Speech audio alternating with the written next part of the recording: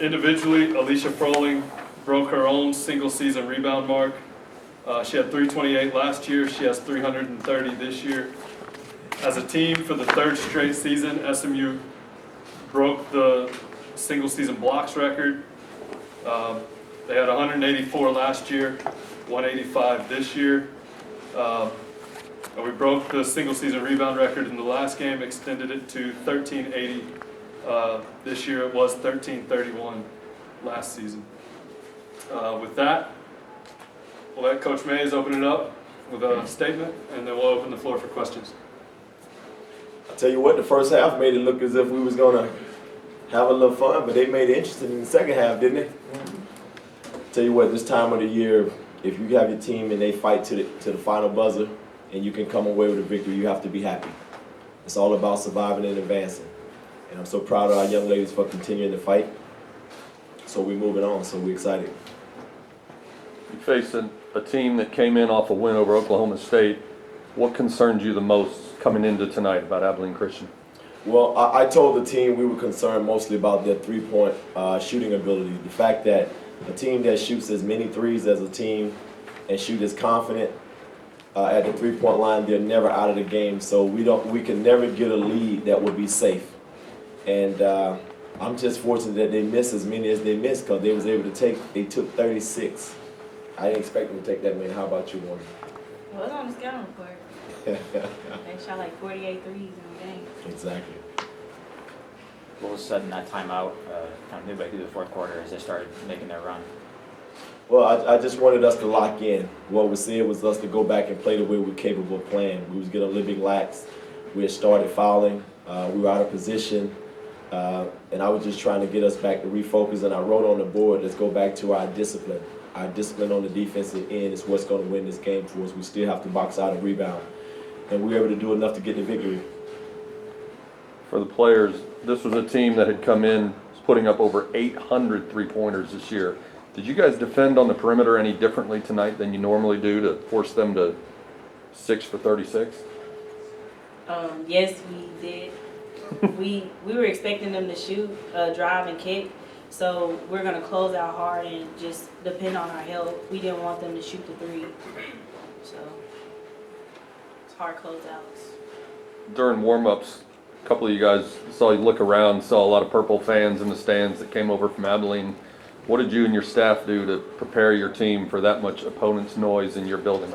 Well, I didn't come out, so I didn't see them. So I just heard the young ladies come back in and tell me they had a few things to say. It's quite a bit of purple out there among some other things. I said, okay, we got a little bit of motivation. We just need to go out there. And I was completely satisfied with the way we started the basketball game. I think we started on an 8 or 9-0 run or something like that, whatever it was. And the only thing you can do this point in the season is get your team prepared and have them ready to play. And I thought we were ready to play. I just would have liked us to finish the game a little bit better than we did. And I could tell a little bit there, they made a little run there in the first half, but then your girls seem, one thing that Goodenough talked about before the game was that you guys are playing on your home court, doesn't want you to get comfortable. They were looking comfortable. You guys were looking comfortable. Yeah, and I think that's an area we've grown. We've grown tremendous. We were nervous. Now we feel like we're going to protect home court. Whether I don't care how many fans they have in here, we feel like the Moody Magic is something that we're starting to own and make ours as a team.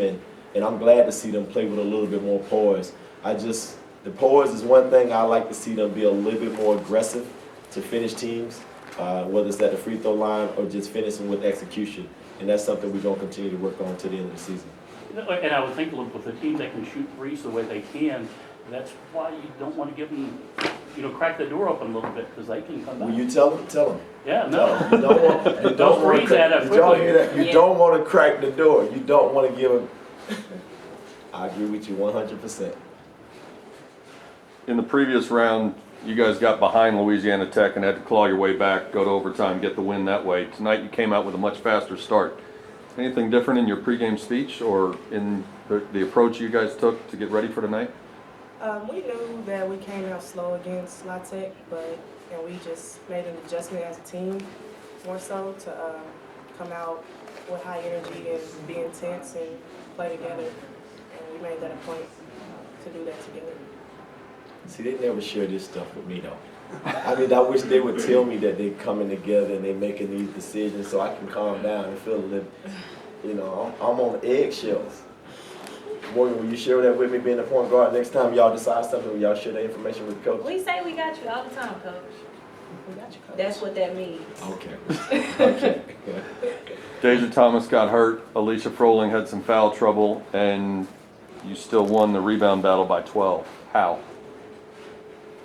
We knew they were crashing 5 people, so we made it like a point to box out and then pursue the ball. Like they shoot a lot of 3-pointers, so us guards had to make sure we got the long rebounds. So we helped the post out on that, and then the posts were doing their job boxing out and keeping the people on their back too. Why do you think they took as many threes as they did? You mentioned you didn't think they'd shoot that many, even though it's a team you guys knew was. Well, it's their DNA. It's what they've been doing all season. They're a team that they live and die on the dribble drive. And I think we're a solid defensive team when it comes to teams trying to dribble drive and get to the paint. I think we protect the paint pretty well when we're not fouling, of course. And the thing is, they drive and kick. They live and die by the 3-ball. And tonight, fortunately, we had a hand and we were close enough to them to just get them out of rhythm just enough to where they never felt comfortable shooting threes. It almost looked like they were struggling or pressing a little bit just to make one to try to build some confidence, but we continued to play defense well enough to keep them off balance. You gave up 16 points in the first half and 36 in the second, and obviously they had to shoot threes. They were behind, but they actually shot more in the first half. What was the difference on the defensive end, or the difference in their offense that allowed them to be more effective in the second half? Well, the way that I look at that, I see we played a tale of 2 games. I think in the first half we were more solid, we were more disciplined. Our sense of urgency about everything we did, whether it's executing on offense or on the defensive end. In the second half, we didn't have that same sense of urgency. For whatever reason, we got a little bit complacent, and they gained their confidence, and that's what made it a little bit more of a struggle in the second half. We're used to sitting here with Alicia Froling with another double-double. Tonight she scored 7 points and only took 4 shots. What were they doing defensively that made her not fill up the stat sheet like she normally does? As I watched it, I have to go back and watch the film, but what I saw, I didn't see them really do anything specific to take the ball away. I think we just played within the flow of the offense, and if our team ever get to the point where they truly understand what happened tonight, the strength of our team is the team, and if the ball moves, anybody and everybody can take the shot, and it just depends on the matchups. It didn't go Alicia's way, but she fought. She did everything on the rebounding end, and she helped us get the win. We go to Patrick for the last question. Morgan, when you walked out there first and saw that purple, what was the first thing that went into your mind? Is this a bunch of opposing fans at your home? I knew we had to show out and start early, have a really great start, because we didn't want their fans to get excited and out yell our fans. So that was our thoughts. Felt good to keep them quiet all game, don't you think? Yeah.